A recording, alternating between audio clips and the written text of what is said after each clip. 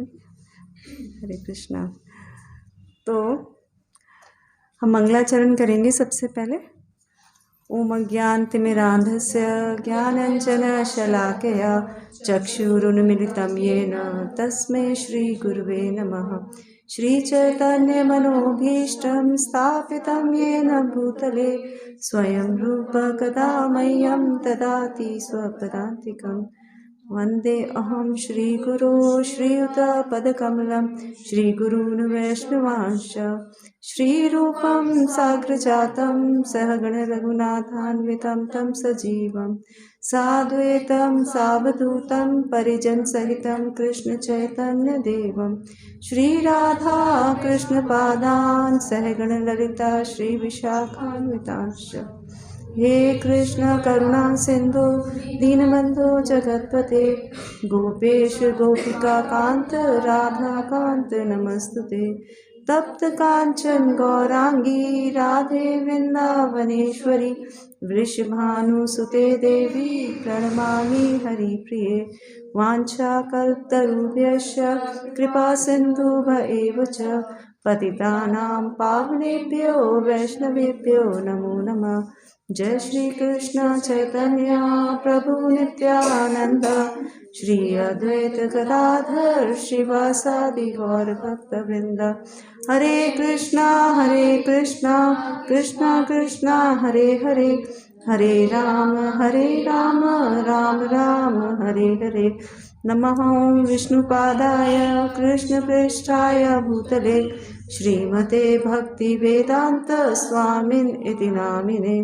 नमस्ते सरस्वते देवे गौरवाणी प्रचारिणे निर्विशेष शून्यवादी पाश्चात्य देशधारिणे।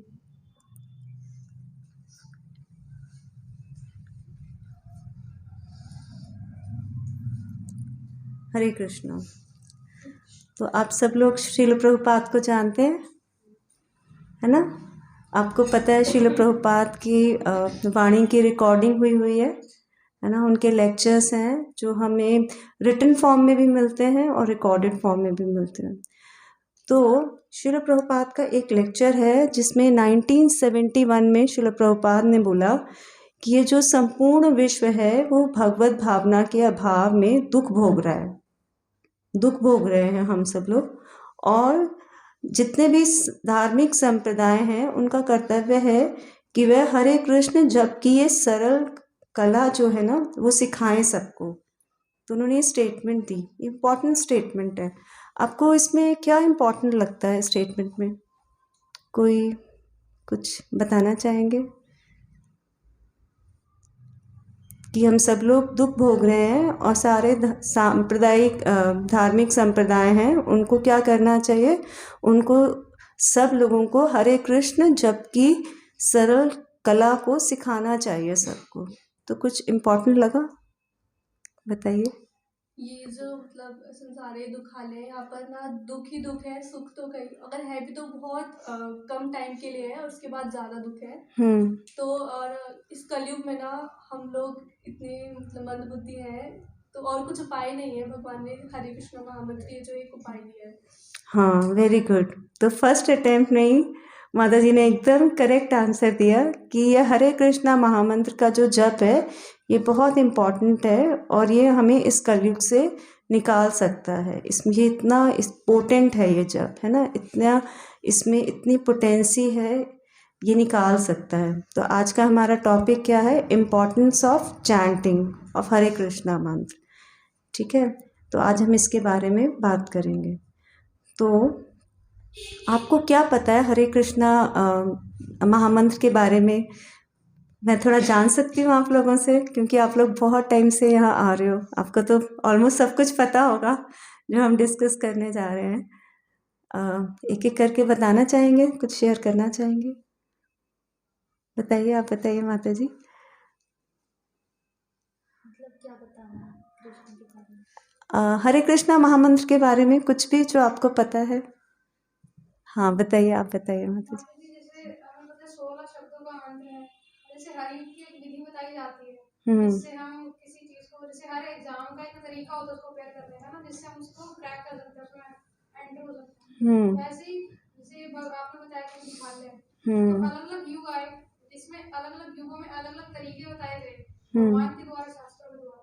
तो कलयुग के लिए महामंत्र जो है ये तरीका बताया गया है इस भगवद गीता में। Very good. और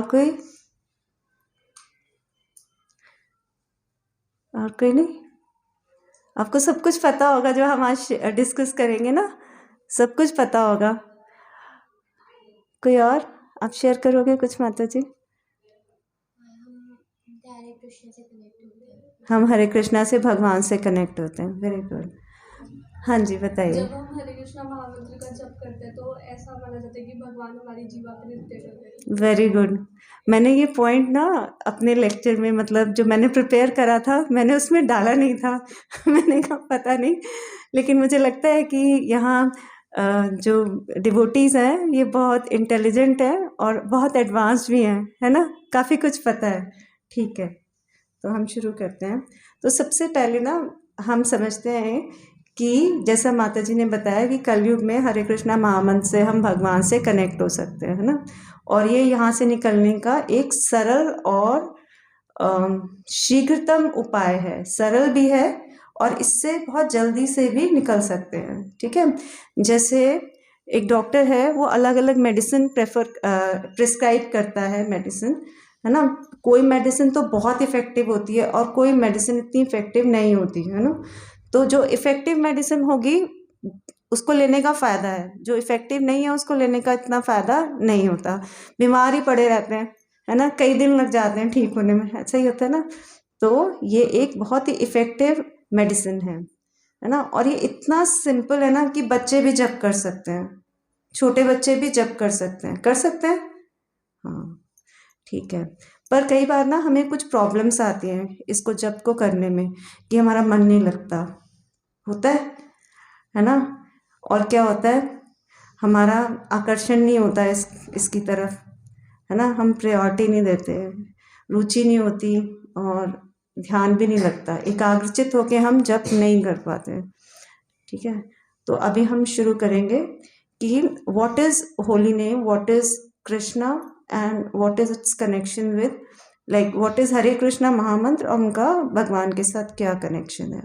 सबसे पहला पॉइंट क्या होता है कि भगवान और उनके नाम में कोई डिफरेंस नहीं है। ठीक है ना, कोई डिफरेंस नहीं है भगवान और उनके नाम में। आपने नेक्टर ऑफ डिवोशन का नाम सुना है? ये एक बुक है जो प्रभुपाद ने, जिसको बहुत संक्षिप्त में लिखा है, काफ़ी बड़ी बुक है, इसको संक्षिप्त समराइज किया है प्रभुपाद ने एनओडी को। तो उसमें एक श्लोक है 1.2.233, उसमें कहते हैं, नाम चिंतामणि कृष्ण से चैतन्य रस विग्रह पूर्ण शुद्धो नित्य मुक्तो अभिन्नत्वान नाम नामिनो। मतलब नाम चिंतामणि कृष्ण से, कि नाम क्या है, चिंतामणि है ना। चिंतामणि क्या होती है? एक इच्छा पूर्ण करने वाली मणि, जिससे आप सारी इच्छा पूर्ण कर सकते हो, है ना। और क्या है? ट्रांसेंडेंटल है, प्राकृत है, ट्रांसेंडेंटल है, प्राकृत है। ओके, इसको हमें भौतिक ध्वनि नहीं समझना चाहिए। ठीक है, ये भौतिक नहीं है इस भौतिक जगत में, पर फिर भी क्या है, ये ट्रांसेंडेंटल है, दिव्य धरातल पर है। ओके, और ये क्या है? सच्चिदानंद स्वरूप है। समझ आ रहा है ना? कभी भी अगर कुछ भी ऐसा लगे ना, कि लगे कि पता नहीं क्या बोल रही हैं, तो हाथ खड़ा कर सकते हो, कोई प्रॉब्लम नहीं है। ओके, ठीक है। और क्या है? ये आनंद से परिपूर्ण है ना, हमें आनंद देने वाला है।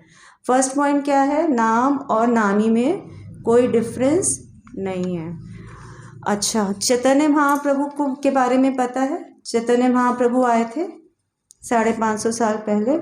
उन्होंने क्या बोला? कली काले नाम रूपे कृष्ण अवतार, है ना। नाम हईते है सब जगत निस्तार, मतलब कलयुग में, इस कली काल में भगवान कृष्ण ने कैसे अवतार लिया है? नाम के रूप में भगवान आए हैं, नाम के रूप में।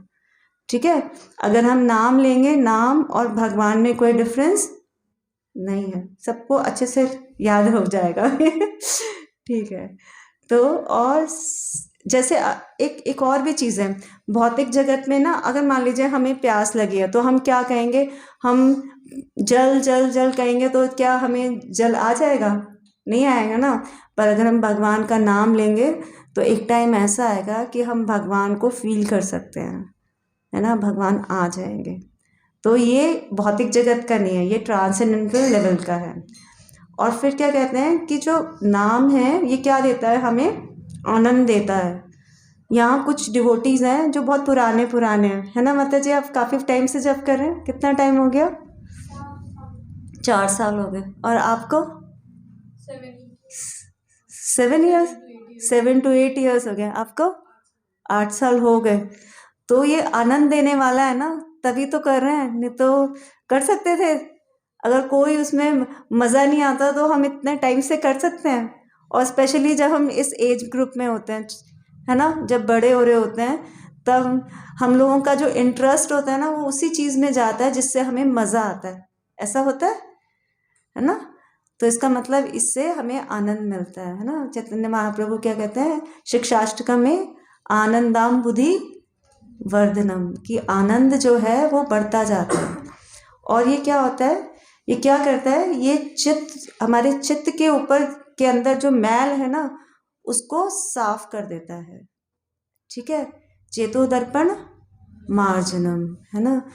हम ना, हमारे कितने जन्म हुए हैं, अनंत जन्म हम ले चुके हैं, कितने जन्म ले चुके हैं, अनंत तो नहीं कह सकते लेकिन बहुत जन्म हो चुके हैं, है ना। और उन जन्मों में हमारे कुछ ना कुछ संस्कार रहे हैं और उन संस्कारों का हमारी चेतना पे बहुत इफेक्ट आ गया है ना। तो हम एक तरफ सोचते हैं कि हम भगवत धाम जा पाएंगे, कैसे जा पाएंगे, तो कोई और रास्ता नहीं है ना। कैसे वो संस्कार मिटेंगे, वो जो गलत संस्कार आ गए हैं, तो वो इस हरे कृष्णा महामंत्र से ही मिट सकते हैं, है ना। ये उसको क्लीन करता है। कैसे क्लीन करता है?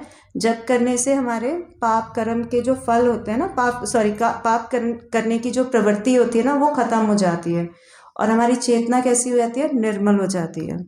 और फिर क्या होता है कि हमारी नाम में रुचि डेवलप होती है।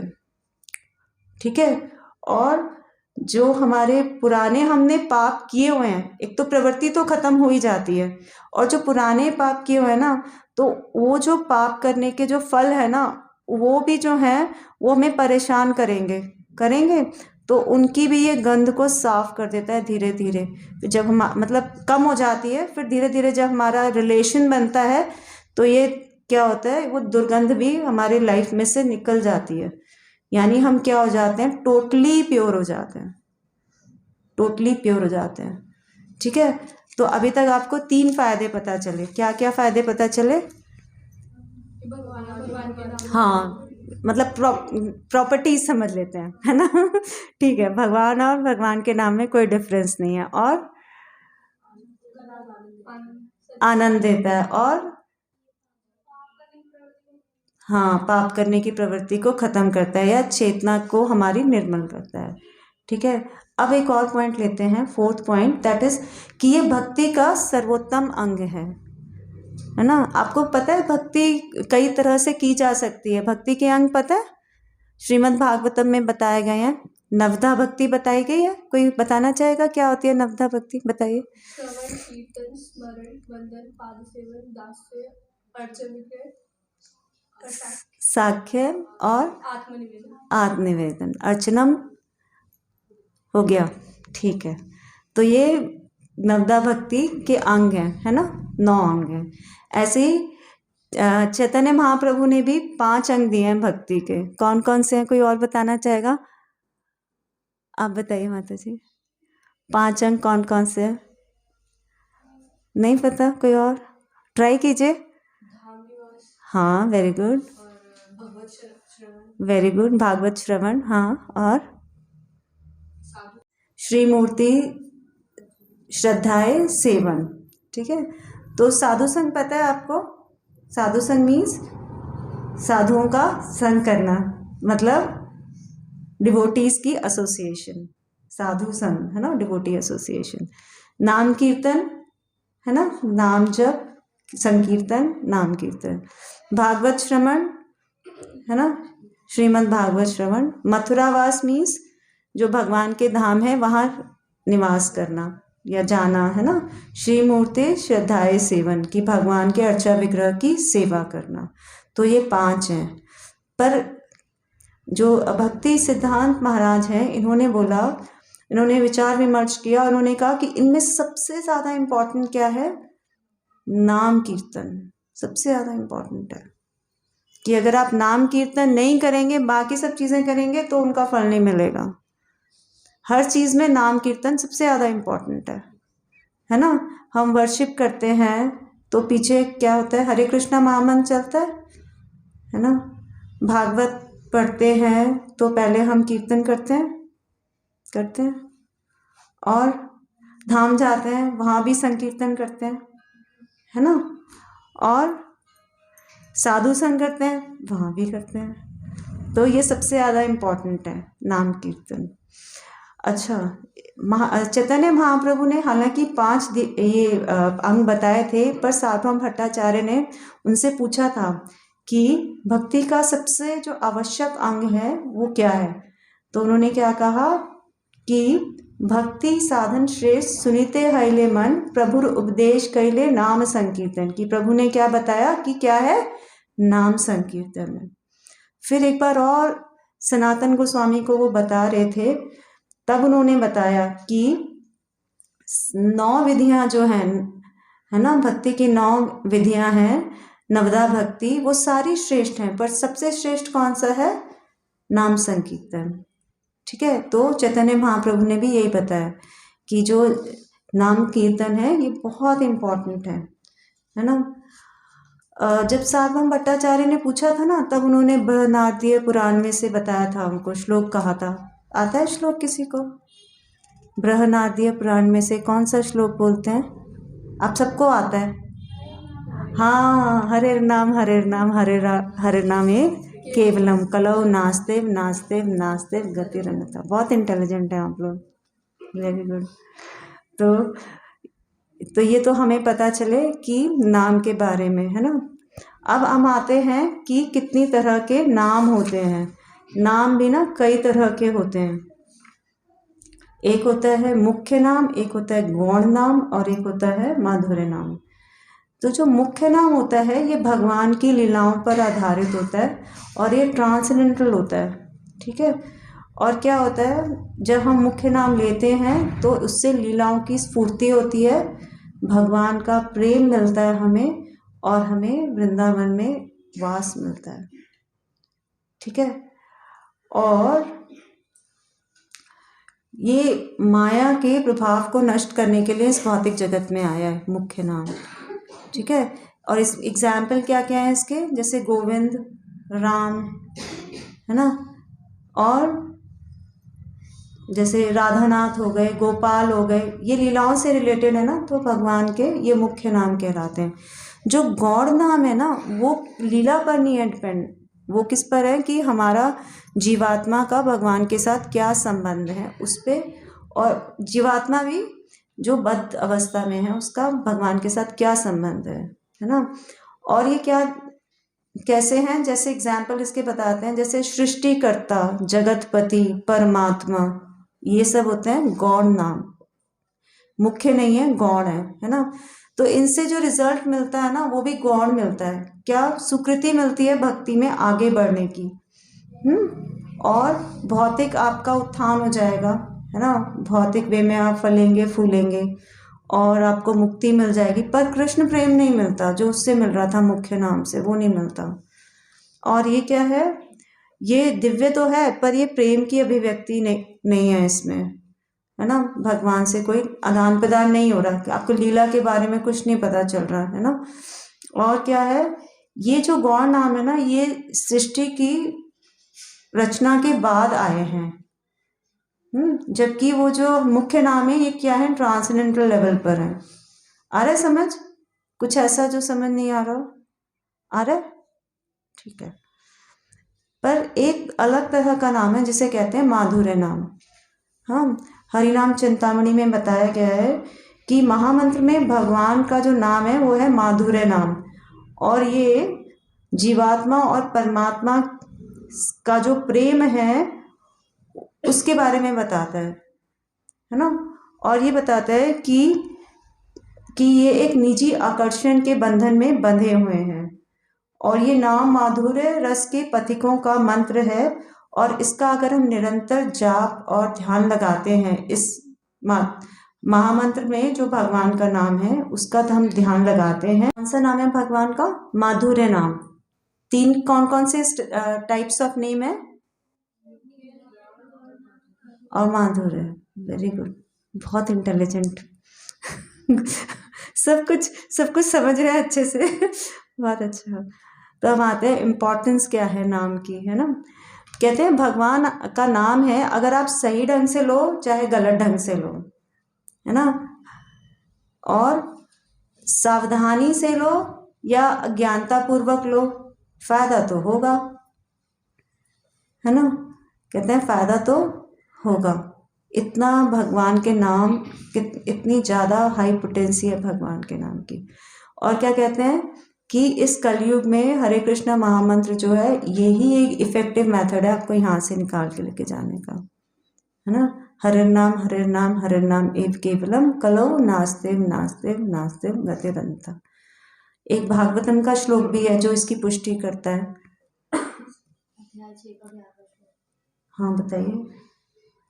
11वें श्लोक के तात्पर्य में ये मेंशन है।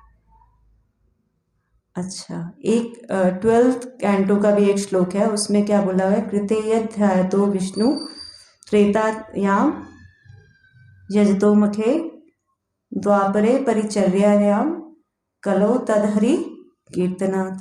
कि सतयुग में क्या है भगवान को पाने का उपाय? बताया था माता जी ने अभी। हाँ जी, ध्यान है, और त्रेता में यज्ञ है, और द्वापर में अर्चा विग्रह की सेवा, और कलयुग में नाम संकीर्तन। Very good. तो ये जो बताया गया है कि कलयुग में केवल यही एक उपाय है, इसी से जा सकते हैं निकल के। एक 11th कैंटो में भी श्लोक है जिसमें चैतन्य महाप्रभु के बारे में बताया गया है। माता जी मेरे पास कितना टाइम है प्लीज़ मुझे बताएंगे? 20 मिनट्स है, ठीक है। एक 11th कैंटो में भी एक श्लोक है ना, कृष्ण वर्णम त्रिषा कृष्णम सांगोपांगास्त्र पार्षदम यज्ञ संकीर्तने प्राय जयंती ही सुमेधसा। उसमें उन लोगों को सुमेधसा बोला गया, वेरी इंटेलिजेंट पीपल, जो कलयुग में क्या करते हैं? हरिनाम संकीर्तन करते हैं ना। तो कलयुग में यहाँ से निकलने का ये बेस्ट तरीका है। और कहते हैं कि ये जो, और हमने अभी एक डिस्कस करा पॉइंट कि ये सब हमारे चित्त का मार्जन करता है ना, हमें शुद्ध करता है। एक और है कि ये सब पापों का नाश करने वाला है ना। इति षोडशकम नाम का कली कलमश नाशनम, है ना। किसने पूछा था? नारद मुनि ने ब्रह्मा जी से पूछा था कि कलयुग में लोग जी रहे हैं तो ये कैसे निकलेंगे यहाँ से, तो ब्रह्मा जी ने उनको बताया था, है ना। उसके बाद फिर क्या कहते हैं कि इसके बारे में बताते हैं कि जब कोई जप करना शुरू करता है, शुरू भी क्या, जब कोई जप करने की इच्छा करता है, अभी उसने न माला लिया है और ना ही वो शुरू करने जा रहा है, बस उसने इच्छा किया है कि मैं ये करूँगा, तब क्या होता है? कहते हैं जब कोई व्यक्ति वो बताते हैं कि हे भगवान, जब कोई व्यक्ति आपके नाम का जप करने की इच्छा करता है तो पाप भय से कांपने लगता है, मोह महिमा मूर्छित हो जाती है। यमराज के धर्म शास्त्री चित्रगुप्त प्रसन्न होकर आदर व श्रद्धा पूर्वक उसके चरण कमलों के नख जो है ना, मतलब पैरों के नखून जो हैं, उनकी ओर निहारते हैं आदर और श्रद्धा पूर्वक। देखिए, अभी उसने जप करना शुरू नहीं किया है, अभी वो सिर्फ इच्छा कर रहा है। तो कौन? चित्रगुप्त जी उनके चरण कमलों के नखों की ओर देख आदर और श्रद्धा पूर्वक निहार रहे हैं, और ब्रह्मा जी उसकी पूजा करने हेतु मधुपर्क तैयार करते हैं। और ब्रह्मा जी क्या कर रहे हैं? मधुपर्क तैयार कर रहे हैं, थाली भी लगा रहे हैं कि अभी इन्होंने इच्छा करी है, अब ये करेंगे और अब ये धाम जाएंगे, है ना। तो ये क्या करता है? और ये सारी बाधाओं को दूर करता है, रोगों का निवारण करता है, विपत्तियों से व्यक्ति की रक्षा करता है। कितना कितना सब कुछ मिल रहा है ना हमें इसमें, है ना। ये बृहद विष्णु पुराण से लिया गया है। और पद्म पुराण में कहते हैं कि जो इसका सतत कीर्तन करता है वह निश्चय रूप से कहाँ जाता है, व्रज गोकुल में जाता है और उसे धाम, भगवान के धाम की प्राप्ति होती है। कितनी सारी अच्छी बातें होती हैं उसके साथ। और वो क्या कहते हैं कि कृष्ण नाम महामंत्र एई तस भाव एई जपे तार कृष्ण उपजय भाव। उसमें कृष्ण के प्रति प्रेम का भाव उत्पन्न हो जाता है। आदि लीला में दिया है चैतन्य चरितामृत में, है ना। नाम तो आप सब लोग तो जप करते होंगे ना। कौन कितने कितने करता है? कौन 16 राउंड्स करता है? Very good. और 8 राउंड्स, 8 से 16 के बीच में? और 4 से 8 के बीच में? 4 से, हाँ। और 0 से 4 के बीच में?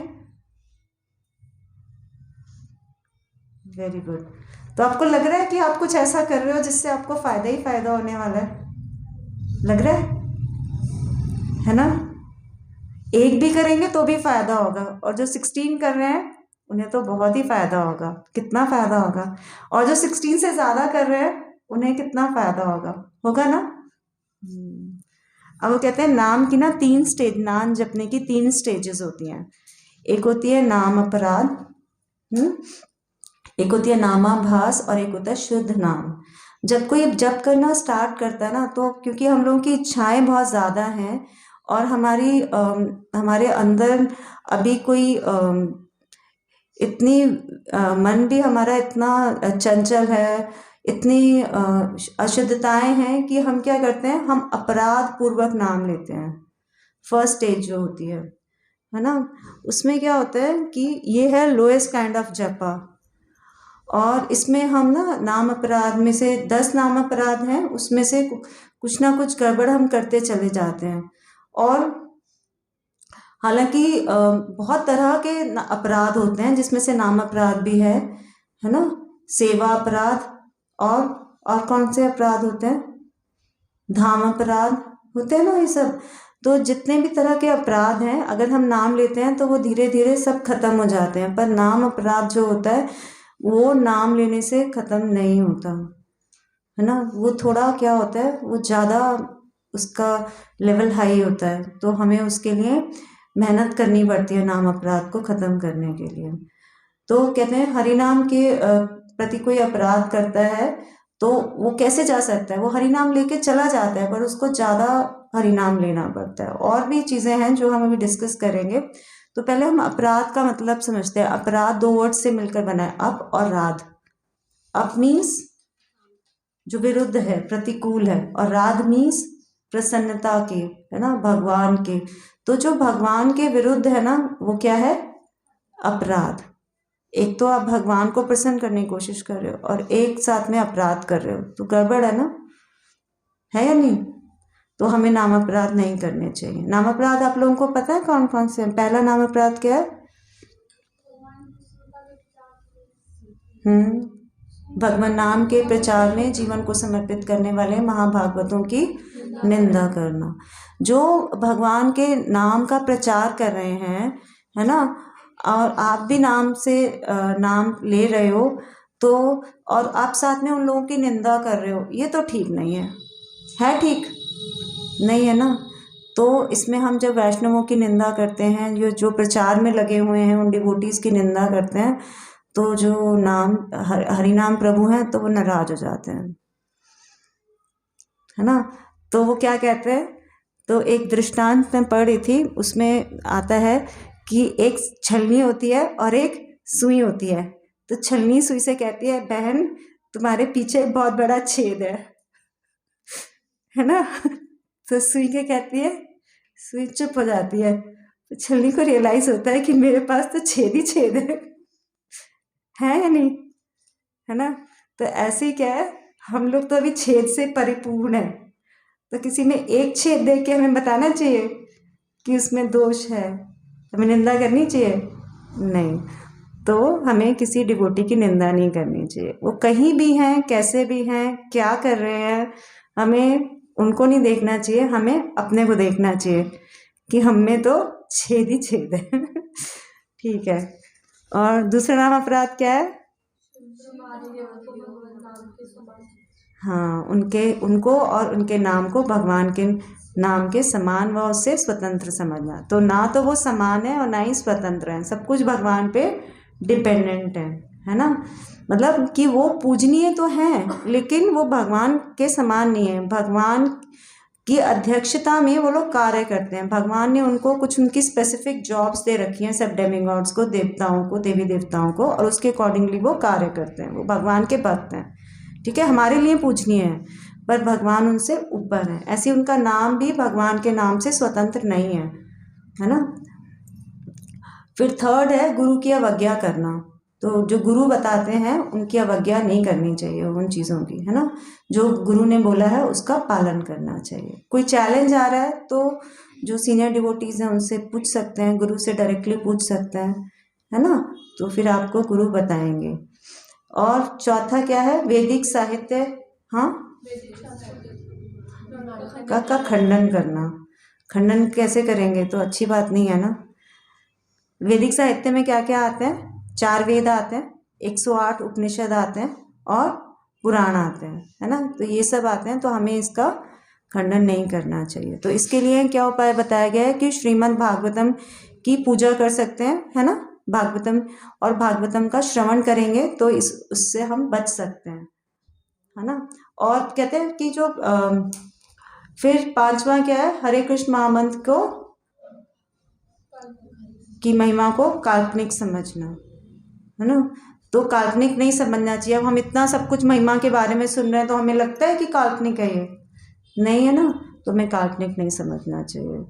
और अगर हमारे मन में ऐसी बात आ रही है तो हमें हरिनाम के विषय में ज्ञान लेना चाहिए और उनसे माफ़ी मांगनी चाहिए, शुद्ध भक्तों का संग करना चाहिए।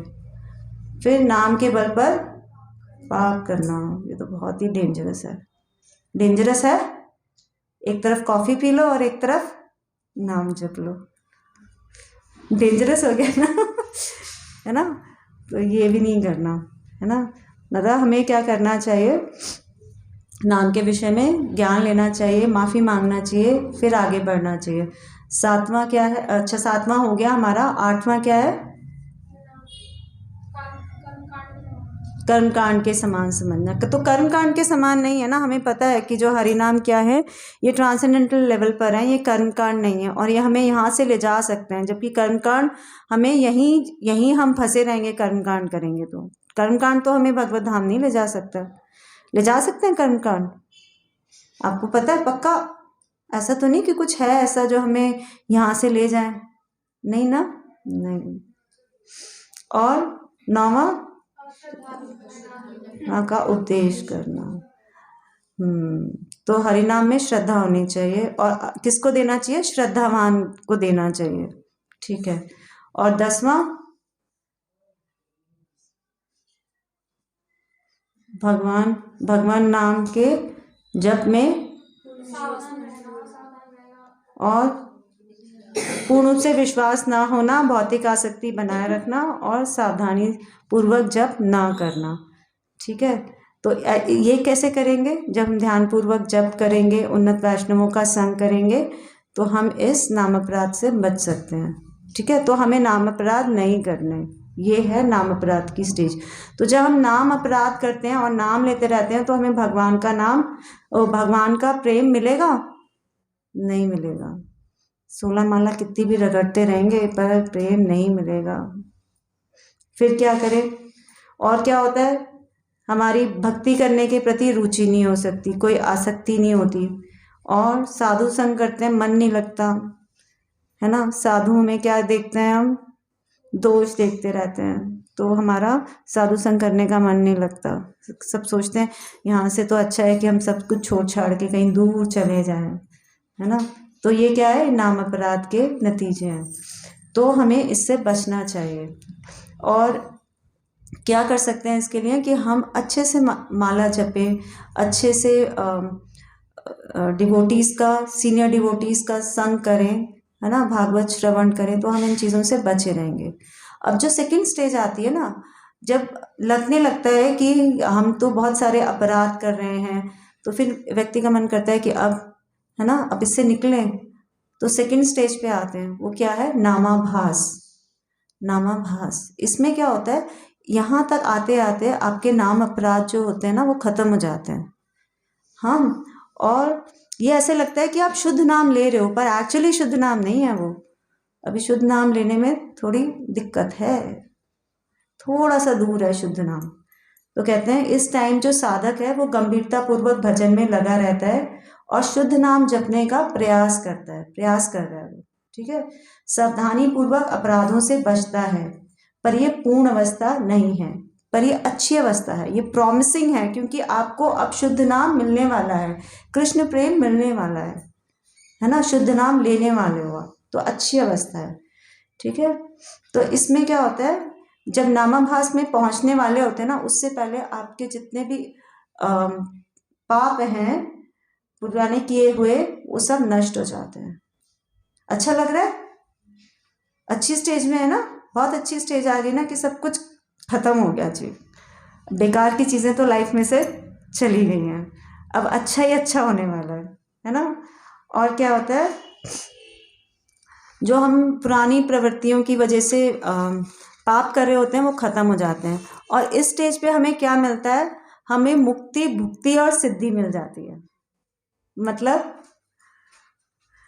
मतलब हमें जो हम डिज़ायर कर रहे हैं वो हमें चीज़ें मिलने लगती हैं, पर हमें कृष्ण प्रेम नहीं मिलता। तो हमारे अंदर क्या होती है, एक फीलिंग होती है कि अरे जो चीज़ हम चाह रहे थे वो तो मिल ही नहीं रही है अभी हमें, है ना, और चीज़ें मिलती जा रही हैं, पर जिस चीज़ के पीछे हम जा रहे हैं, जो चीज़ हमें हमारे लिए मोस्ट डिज़ायरेबल है, वो तो हमें मिल नहीं रही है। तो अब क्या करें, फिर हम और कंसंट्रेशन से जप करते हैं, और क्या करेंगे, शुद्ध भक्तों का संग करेंगे, ठीक है। अब शुद्ध भक्तों का संग करेंगे, लगातार नाम जपेंगे, और जो नाम अपराध कर रहे हैं ना, ऐसे लोगों से डिस्टेंस बना लेते हैं। अब क्या है, हमें ना पता चल गया कि कहाँ कहाँ किस किस लेवल पे नाम अपराध हो रहा है, तो हम ना जो नाम अपराध कर रहे हैं ना, उन लोगों को भी अच्छे से पहचानने लगते हैं कि ये यही कर रहा है, थोड़ा तो लोग समझाने की कोशिश करते हैं, नहीं तो क्या करते हैं, उनसे थोड़ा डिस्टेंस मेंटेन कर लेते हैं। तो फिर क्या होता है, आप शुद्ध भक्तों का क्या कर रहे हो, संग कर रहे हो, नाम अपराधियों से बच रहे हो, और लगातार आप जप कर रहे हो, है ना, कीर्तन कर रहे हो, सततम कीर्तन। तो अब क्या होगी, अब आप किस स्टेज पर आ जाओगे, आप शुद्ध नाम की स्टेज पर आ जाओगे, ठीक है। किसी को लगता है कि वो शुद्ध नाम ले रहे हैं? नहीं, मुझे भी नहीं लगता, अभी तो पता नहीं नामाभास की स्टेज तक भी पहुंचे या नहीं, है ना, ऐसे लगता है। पर हमें जानना तो चाहिए ना, अगर हम कोई अपराध नहीं करते, हमारी कोई अभिलाषा नहीं होती, है ना, कोई हमारी डिज़ायर नहीं होती, ना मुक्ति की ना मुक्ति की, है ना, और क्या होती है, ना ज्ञान पाने की, ना किसी कर्मकांड की कोई अभिलाषा नहीं होती हमारी, और हम अनुकूल भाव से भगवान की भक्ति करना चाहते हैं, उनको प्रसन्न करना चाहते हैं। जो मोस्ट इम्पॉर्टेंट चीज़ है यहाँ पे वो कहते हैं कि हम किसके लिए जप कर रहे हैं। अभी तक तो हमने जप किया क्योंकि हमें कहा जाता था, है ना, हमें फ़ायदे पता थे, है ना, हमें पता था कि ये बहुत अच्छा है, ऐसा है वैसा है। पर अब हम किस लिए जप कर रहे हैं, क्योंकि हमें पता है कि इससे क्या होता है, इससे भगवान प्रसन्न हो जाते हैं। तो अब हम भगवान की प्रसन्नता के लिए जप कर रहे हैं, तो वो है शुद्ध जप, ठीक है। तो ये शुद्ध जप है। तो इससे क्या मिलेगा, इससे भगवान का प्रेम मिलता है। तो कहते हैं जब भगवान प्रेम देते हैं ना, तो वो किस में देते हैं, एक पात्र में देते हैं। वो पात्र किसका है, हमारे हृदय का पात्र है। तो जिस पात्र में, जिस हृदय में अगर काम, क्रोध, लोभ, मोह, मद, मत्सर्य होगा, तो वहाँ प्रेम मिलेगा नहीं। तो उसको साफ करना पड़ेगा, क्लीन करना पड़ेगा, तब आता है। तो प्रभुपाद ने इसके लिए हमें 4 नियम दिए हैं जप करने के लिए। क्या क्या दिए हैं, एक तो प्रभुपाद क्या कहते हैं कि मिनिमम 16 राउंड्स, मैक्सिमम 16 राउंड्स नहीं, है ना, एटलीस्ट 16 राउंड्स, है ना। और क्या कहते हैं कि प्रातः काल में जप करना चाहिए। कब करना चाहिए, प्रातः काल में, है ना, कोशिश करनी चाहिए। देखिए कोशिश करते हैं ना तो हम धीरे धीरे आगे करते जाते हैं। एक उनकी प्रभुपाद की कन्वर्सेशन में उन्होंने बताया, शुद्ध कीर्ति प्रभु बता रहे थे कि प्रभुपाद बताते हैं एक जगह कि वो कहते थे कि जब कैसे करना चाहिए, ब्रेक में कर सकते हैं हम, 4-4-4-4 करके, है ना। तो पर वैसे प्रभुपाद क्या बताते हैं, प्रातःकालीन जप करना चाहिए, पूर्ण एकाग्रता के साथ करना चाहिए, स्पष्ट उच्चारण होना चाहिए, है ना। कैसे हम करते हैं, हरे कृष्णा कृष्ण कृष्ण हरे हरे, हरे राम राम राम हरे हरे, है ना। तो उच्चारण क्या होना चाहिए, स्पष्ट होना चाहिए, और उसको सुनना भी अच्छे ढंग से, सावधानी पूर्वक उसका सुनना भी चाहिए जो हम बोल रहे हैं, है ना। अगर हम सुन रहे हैं अच्छे से, बोल रहे हैं अच्छे से, है ना, तो क्या है, तो ही जब कंप्लीट माना जाएगा। तो ये बताया प्रभुपाद ने। फिर बताते हैं 3 तरह के जप होते हैं, एक मानसिक होता है, एक उपांशु होता है, और एक वैखरी होता है। उपांशु मीन्स धीरे धीरे बोलना कि हमें समझ आए, और वैखरी मीन्स कि तेज तेज बोलना कि सबको सुनाई दे, है ना। और मानसिक मीन्स मन मन में बोलना। तो हम कैसे जप करते हैं, बीच वाला, है ना, उपांशु, है ना। और कैसे करना चाहिए, जोर जोर से बोल बोल के भी कर सकते हैं। अगर आप किसी को डिस्टर्ब, अगर कोई और नहीं है तो आप जोर जोर से बोल के भी कर सकते हैं। उससे क्या होता है, उसका भी एक बहुत लाभ है। क्या लाभ है उसका, कि जो और दूसरे जीव जंतु हैं वो सुनेंगे तो उनको भी नाम का फायदा मिलेगा ना। तो इस तरह से इन 3 तरह से हम जब कर सकते हैं। तो इसको हम अब एंड करते हैं, ठीक है। प्रभुपाद कहते हैं जप is more important than eating and sleeping. अगर आपके जप रह गए हैं तो ना खाने के बारे में सोचिए और ना ही सोने के बारे में, है ना। एक्चुअली ना हम जप करते हैं ना तो धीरे धीरे हमारा मन भी ट्रेंड हो जाता है, तो मन ना हमें याद दिला देता है, अरे आज के जप रह गए हैं, है ना। होता है, कितने लोगों के साथ ऐसा होता है, माता जी के, हाँ बहुत सारे हैं, मेरे साथ भी होता है। वो टेंशन लगी रहती है कि जब हुए नहीं, है ना। तो ये हमें जब माइंड हमारा ट्रेंड हो जाता है जब करने में, और हमें नो ईटिंग और नो स्लीपिंग वाला प्रभुपाद का फॉर्मूला दे देता है, याद दिला देता है। और देखिए जब कितने दृढ़ता से कई भक्तों ने किए। नामाचार्य किनको कहते हैं, कौन है नामाचार्य, हाँ श्री हरिदास ठाकुर नामाचार्य। कितने जप करते थे वो, 192 राउंड्स, है ना। और हम कितने राउंड्स करते हैं, 16 राउंड्स। ठीक है, कोई बात नहीं। तो हमें कोशिश करनी चाहिए कि हमें भी ज़्यादा से ज़्यादा जप करना चाहिए। भगवान ने क्या बोला है कि सततं कीर्तयन्तो माम यतन्तश्च दृढ़व्रता, है ना। कि भगवान क्या कह रहे हैं कि मेरा कैसे कीर्तन करना चाहिए, सततम, लगातार, है ना। और ऐसी चैतन्य महाप्रभु ने क्या बोला है, कीर्तनीय सदा हरि। तो हमें जप है वो हमेशा करना चाहिए, है ना, नॉन स्टॉप। ठीक है, हरे कृष्णा। किसी का कोई क्वेश्चन है तो आप पूछ सकते हैं।